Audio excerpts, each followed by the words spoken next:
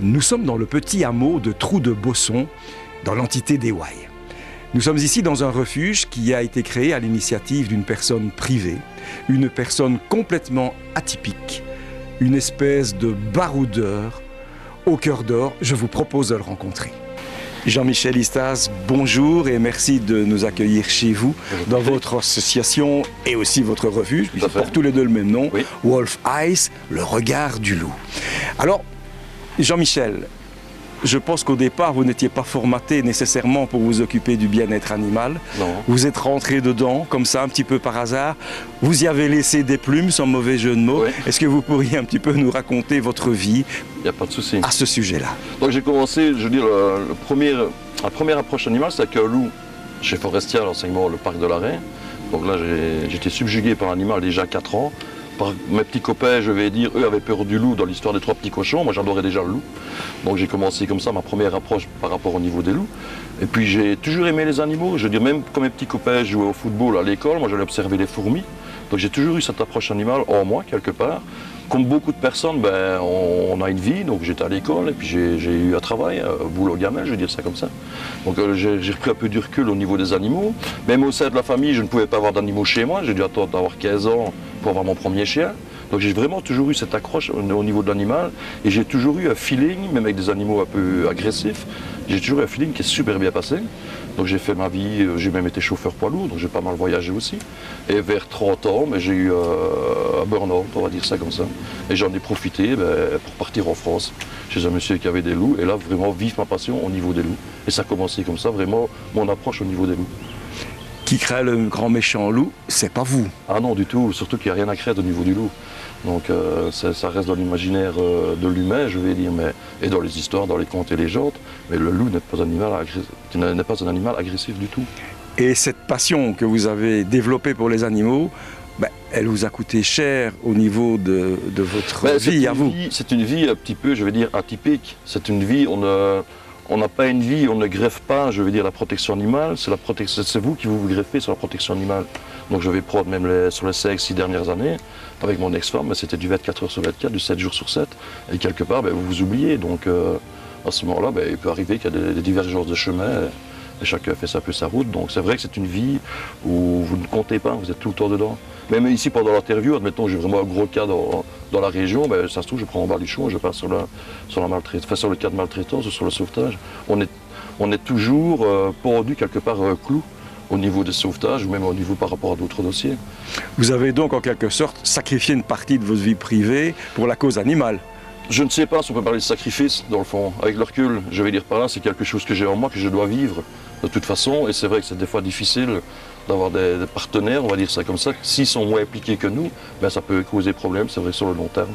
C'est une passion dévorante. Ah, c'est le cas de le dire, oui. C'est le cas de le dire. Ouvrons le chapitre chat, si vous le voulez bien, Jean-Michel. Ouais. Alors, les chats qui viennent chez vous, ce sont des chats errants, des chats perdus? Il y a une majeure partie qui sont d'eux-mêmes. Il faut savoir que quand je récupère des chats, j'aime bien leur donner une bonne nourriture. Donc je ne vais pas citer des marques, mais je donne de la bonne nourriture. Et vous allez voir sur le site, il y en a un peu partout.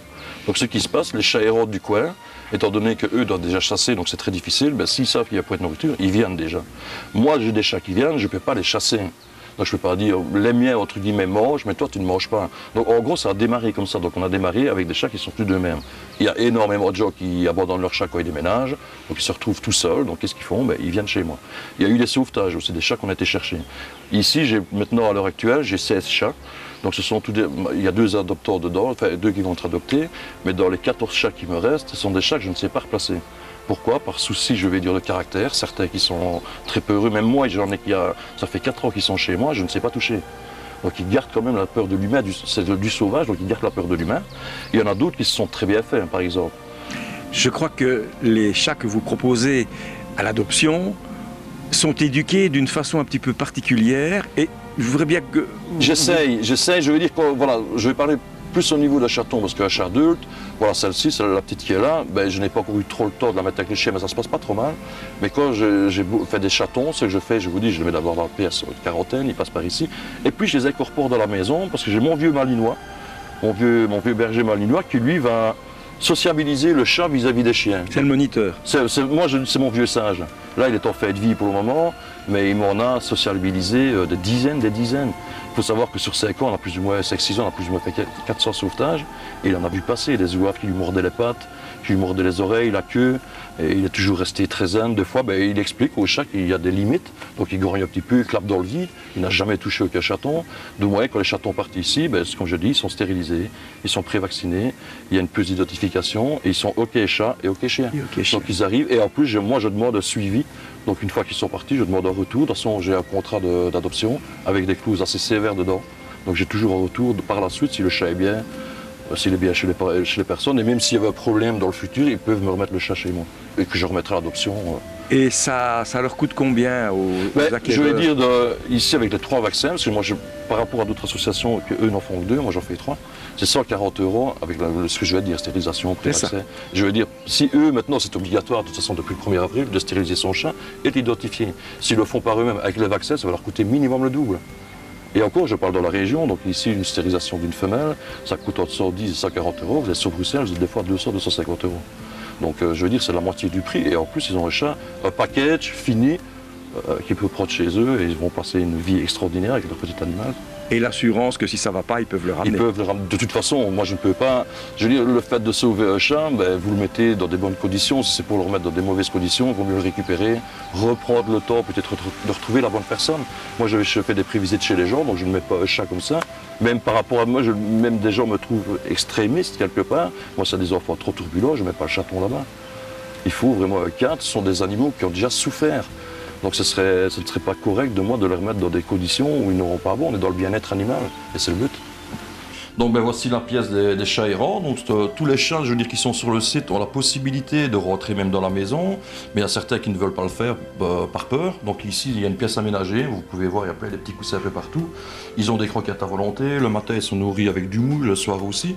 Donc ici, ils sont vraiment en sécurité. Donc derrière, il y a la pièce qui donne sur le champ. Donc il y a une petite robe pour donner accès à la prairie.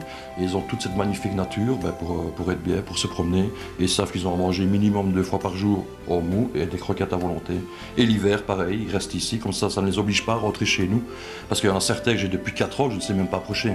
Ils restent très sauvages, vraiment comme un animal sauvage. Ils arrivent quand même à avoir une distance de sécurité de 1 mètre pour certains. Et il y en a d'autres qui m'ont fallu 3 heures pour toucher ou caresser. Donc ici, ils ont un petit havre de paix sur le site et avec disposition de la nature. Alors cette petite-là, elle va partir. Ça, c'est la petite misère, comme je l'appelle. Je l'ai eue il y a 2 mois d'ici. Elle a déclaré un coronavirus, ainsi que son frère et sa sœur. Hélas, pour son frère et sa sœur, ça s'est déclaré au pif, donc ils sont décédés, on a dû les euthanasier. Et cette petite-ci, j'ai dû la nourrir à la seringue, donc c'était vraiment un gros sauvetage. Je passais presque toutes les heures, donc elle avait une dysenterie énorme.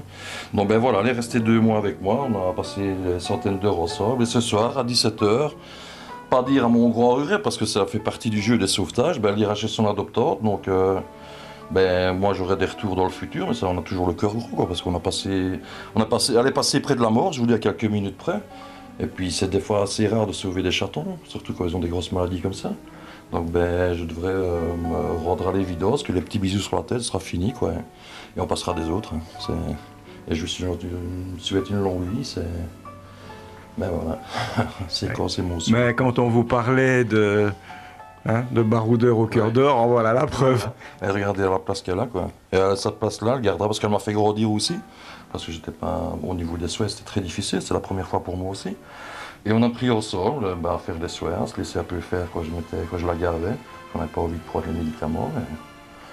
Et voilà, on passait à des autres. Donc c'était un peu mon professeur aussi, elle m'a instruit et je l'en remercie, quoi. Voilà. Comme quoi, on a tout à apprendre des animaux.